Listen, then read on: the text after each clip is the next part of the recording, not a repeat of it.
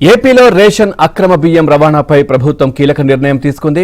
కాకినాడలో అక్రమ రేషన్ బియ్యంతో పాటు రాష్ట్ర వ్యాప్తంగా బియ్యం రవాణాపై సిఐడి విచారణకు CM Chandrababu, deputy CM Pawan Kalyan ఆదేశించినట్లు తెలిపారు. ఇక సిఐడి విచారణలో రేషన్ బియ్యానికి సంబంధించిన అక్రమాలు బయటకు వస్తాయన్నారు. వైసీపీ ప్రభుత్వం కాకినాడ పోర్టుని స్మగ్లింగ్ కి కేర్ ఆఫ్ అడ్రస్ గా మార్చుకుందని నాదెండ్ల మనోహర్ ఆరోపించారు. సుమారుగా మనకి ఈ రాష్ట్ర ప్రభుత్వానికి బియ్యం కొనుగోలుకు లెవీకి ఖర్చు అవుతుంది సార్. లెవీకి 5,500 కోట్ల రూపాయలు ఖర్చు అవుతుంది. దాని తోడు 1,550 కోట్ల రూపాయలు ఖర్చులు అవుతున్నాయి సార్. అయితే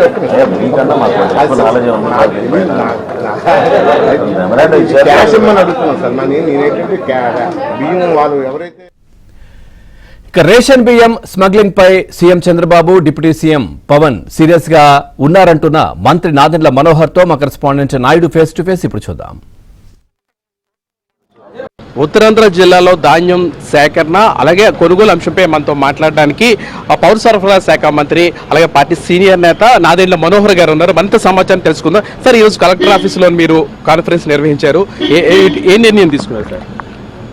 ఈరోజు ప్రధానంగా ఉత్తరాంధ్రలో ధాన్యం కొనుగోలు ప్రారంభమవుతున్న తరుణంలో అధికార యంత్రాంగాన్ని సమాయత్తం చేసి క్షేత్రస్థాయిలో రైతులకు ఏ విధంగా అండగా నిలబడాలి, ఏ విధంగా ప్రభుత్వం కష్టపడి ఈరోజు ధాన్యం సేకరిస్తున్నామో దానిపైన వివరాలన్నీ కూడా ఇస్తూ ముందుకెళ్ళాం. ఊహించని విధంగా గత ప్రభుత్వం 2,000 మెట్రిక్ టన్నులు ఈ రోజుకి వాళ్ళు కొనుగోలు చేస్తే మన కూటమి ప్రభుత్వం 1,61,000 మెట్రిక్ టన్నులు ఉత్తరాంధ్రలో ఉన్న 5 జిల్లాల్లో ఈ సంవత్సరం మనం కొనుగోలు చేశాం. చక్కటి కార్యక్రమం వెళ్తోంది.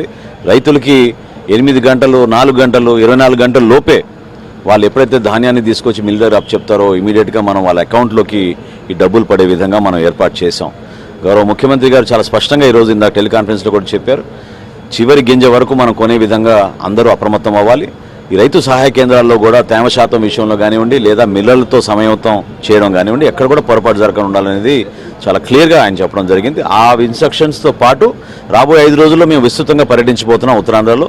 ప్రతి జిల్లాలో కూడా దీనిపైన సమీక్షించి ఉదాసీనంగా ఎవరైనా అధికారులు పనిచేస్తే మాత్రం, రైతుకు ఇబ్బంది కలిగే విధంగా మిల్లర్లు వ్యవహరిస్తే మాత్రం తప్పకుండా వాళ్ళపైన యాక్షన్ మేము తీసుకుంటాం. సార్, మీరు ఇంత చేస్తున్న కూటమి ప్రభుత్వం కానీ వైసీపీ ప్రధానంగా ఆరోపణ చేస్తుంది అసలు ధాన్యమే కొనుగోలు చేయట్లేదు, రైతులు వదిలేశారని అంటున్నారు.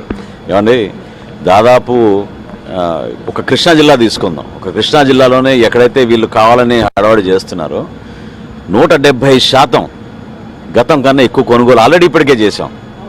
ఒక అద్భుతమైన కార్యక్రమం ప్రజల్లో తీసుకెళ్తున్నాం. దాదాపు 11 లక్షల మెట్రిక్ టన్నులు రాష్ట్ర వ్యాప్తంగా మేము కొనుగోలు చేశాం. 24 గంటల లోపు 2,300 కోట్ల రూపాయలు రైతుల ఖాతాలో మేము జమ చేశాం.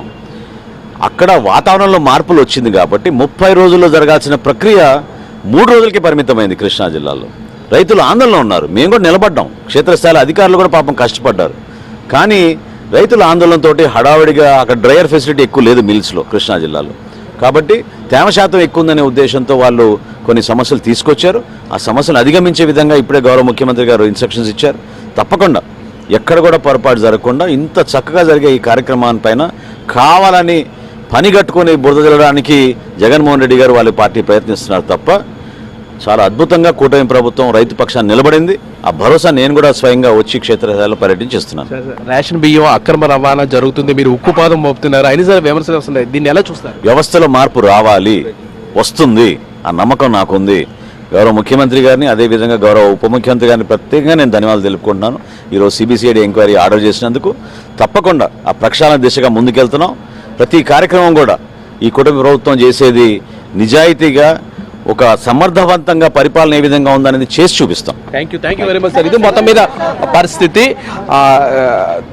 ధాన్యం పండించిన ప్రతి గింజను కూడా కొనుగోలు చేస్తామని, అలాగే అక్రమంగా రేషన్ విదేశాలకు తరలి వెళ్తుందని దీని మీద సిబిసిఐడి కూడా ఎంక్వైరీ వేశామని నాదెండ్ల మనోహర్ చెప్తున్నారు. వీడియో జర్నలిస్ట్ రాజశేఖర్తో రామకృష్ణ, ఏబిఎన్ ఆంధ్రజ్యోతి, విశాఖపట్నం.